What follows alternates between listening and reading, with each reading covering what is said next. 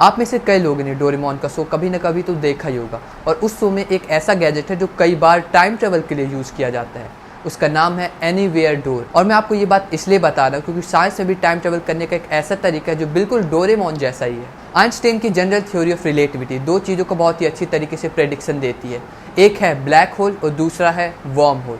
इसमें हम worm hole की ही बात करेंगे क्योंकि वर्म होल ही है जो टाइम ट्रेवल के लिए यूज़ किया जा सकता है। इस वर्म होल को हम डोरेमोन के एनीवेयर गैजेट की तरह समझ सकते हैं, जिसके दो गेट हैं। पहला जहां से हम एंटर करते हैं और दूसरा जहां से हम एग्जिट करते हैं। इसे हम 2D प्लेन के एग्जाम्पल के साथ समझ सकते हैं। इसमें जो A पॉइंट है और जो B पॉइंट है, ये स्पेस में दो पॉइंट हैं और हम इस वर्म होल के जरिए इस A पॉइंट से इस B पॉइंट पर पहुंच सकते हैं, वो भी कम समय में। पहले सिर्फ ये माना जाता था कि वर्म होल से हम सिर्फ एक जगह से दूसरी जगह ट्रेवल कर सकते हैं, लेकिन बाद में कई ऐसी थ्योरीज आई जो ये बताती है कि हम एक टाइम से दूसरे टाइम में भी ट्रेवल कर सकते हैं। इन शॉर्ट हम कह सकते हैं कि वर्म होल स्पेस टाइम में ट्रेवल करने का एक बहुत अच्छा तरीका है। कई थ्योरीज बताती है कि इस वर्म होल की मदद से हम कहीं भी जा सकते हैं। तो हाँ, ये पॉसिबल है कि हम इस समय वर्म होल के एक गेट से एंटर करें और बाहर किसी और गेट से निकले।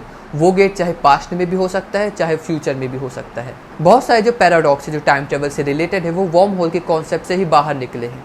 एक बहुत ही अनोखी बात है जो वर्म होल के कॉन्सेप्ट से निकलती है, वो है यूनिवर्स के क्रिएशन का। ये बहुत ही अलग बात है कि ये वर्म होल का कॉन्सेप्ट बहुत सारे छोटे छोटे यूनिवर्स के क्रिएशन में मदद कर सकता है।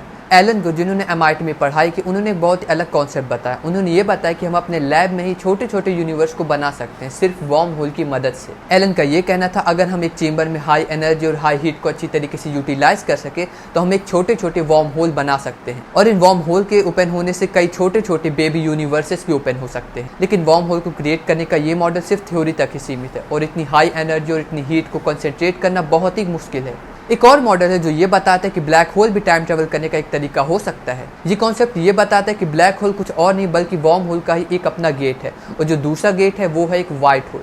ब्लैक होल से हम एंटर करते हैं और व्हाइट होल से हम बाहर की ओर निकलते हैं, लेकिन इसमें एक कैच है, ये पूरी प्रोसेस कंप्लीट करने में बहुत ज़्यादा समय लगता है। तो हाँ, ये पॉसिबल है कि वर्म होल के हम इस ब्लैक होल के गेट से इस समय एंटर करें और बाहर निकलने में हमें करोड़ों साल लग जाए। तो बिल्कुल टाइम ट्रेवल करने का ये एफिशिएंट तरीका तो हो ही नहीं सकता। कई साइंटिस्ट ये कहते हैं कि मिनी वर्म होल्स को क्रिएट किया जा सकता है, लेकिन प्रॉब्लम उन्हें क्रिएट करने में नहीं है, प्रॉब्लम है उन्हें सस्टेन करने में। ऐसा बताते हैं ये जो ग्रेविटी है वो वर्म होल पे अपना फोर्स लगाती है, और इस फोर्स के कारण ये जो वर्म होल है बहुत ही जल्दी बंद हो जाते हैं। तो हाँ, इन वर्म होल्स को सस्टेन करना ही काफ़ी मुश्किल है, और जब तक हम इन्हें सस्टेन नहीं कर सकते हम स्पेस टाइम में फ्लुएंटली ट्रेवल नहीं कर सकते। Thanks for watching, be ready for the next one.